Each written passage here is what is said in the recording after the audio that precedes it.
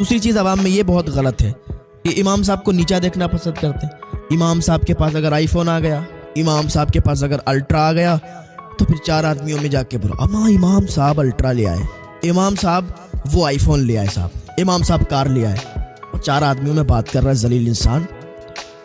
امام صاحب کو نیچا دیکھنا پسند کرتے ہو. دنیا چاہتی ہے کہ ہمارا امام جو ہے وہ سب سے الگ ہو، وہ سب سے بہتر ہو. لوگوں کو یہ بات ہضم نہیں ہوتی کہ یار امام صاحب اتنے امیر کیسے ہیں، امام صاحب کے پاس آئی فون کیسے، امام صاحب کے پاس 4 پہیوں کی کار کیسے ہے. یہ سوچ پتہ ہے کس کی ہوتی ہے؟ جو 2 کوڑی کے انسان ہوتے ہیں، جو ذلیل ہوتے ہیں، ان لوگوں کی یہ سوچ ہوا کرتی ہے. خدا را کبھی امام کے تعلق سے اپنا ذہن غلط مت کرنا.